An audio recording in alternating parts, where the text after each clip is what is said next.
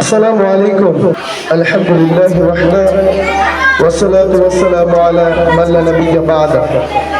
আলহামদুলিল্লাহ, প্রশংসা একমাত্র সেই মহান রব্বুল আলামিনের জন্য, যে আল্লাহ পাক সুবহানাহু ওয়া তাআলা আমাদেরকে এই শিক্ষামূলক একটি মিটিংয়ে বসার তৌফিক দান করেছেন।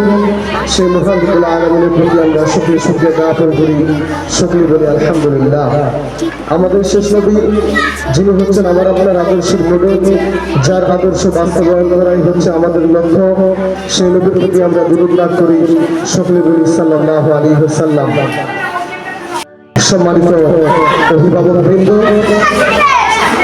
আশা করছি আপনারা সবাই ভালো আছেন। আমরাও ভালো আছি আলহামদুলিল্লাহ।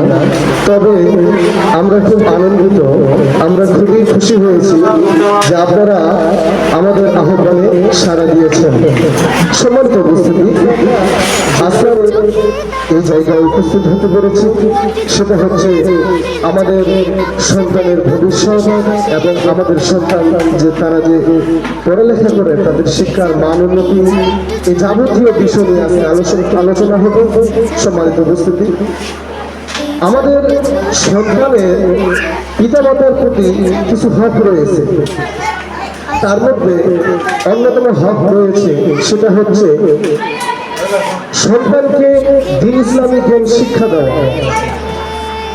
এই দ্বীন ইসলামিক জ্ঞান শিক্ষা দেওয়া, তার পাশাপাশি আপনাকে এই যে জেনারেল যে যাবতীয় শিক্ষাগুলো রয়েছে সেগুলো দিতে হবে। এখানে আপনাকে প্রাধান্য দিতে হবে যে আপনার বাচ্চা দ্বীন ইসলামিক জ্ঞান শিক্ষা করছে কিনা। তো আপনাকে সর্বপ্রথম এমন একটি প্রতিষ্ঠান চয়েস করতে হবে যে প্রতিষ্ঠানটাতে এই দ্বীন ইসলামী শিক্ষার মান উন্নতি অনেক এবং এই দ্বীন ইসলামী শিক্ষাটা নিয়ে তারা গবেষণা করে এমন একটা প্রতিষ্ঠানে দিতে হবে যে প্রতিষ্ঠানে গেলে আপনার সন্তানে দ্বীন ইসলাম শিক্ষাটা কি সুন্দরভাবে পাবে। সম্মানিত উপস্থিতি, এরই পরিপ্রেক্ষিতে আমরা বিশ্বাস রেখে বলতে পারি যে আমাদের স্কলার্স একাডেমি স্কুল অ্যান্ড কলেজের আমাদের যে লক্ষ্য, সেটা হচ্ছে সুশিক্ষা অর্জনই হচ্ছে আমাদের মূল লক্ষ্য। তো আমাদের এখানে এই জেনারেল শিক্ষার পাশাপাশি আমরা এই দ্বীন ইসলামী শিক্ষাটাকে সর্বোচ্চ প্রাধান্য দিয়ে থাকি।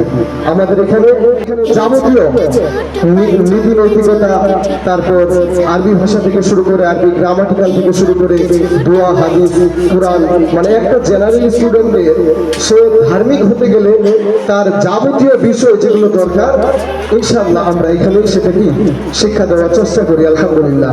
তো সম্মানিত উপস্থিতি, এ কারণে পিতামাতার হক হচ্ছে সন্তানের উপর এমন একটা প্রতিষ্ঠান তাকে চয়েস করে দিতে হবে যে প্রতিষ্ঠানে দ্বীন ইসলামিক জ্ঞান শিক্ষা হয়, ওই প্রতিষ্ঠানে আপনাকে আপনার সন্তানকে ভর্তি করাতে হবে।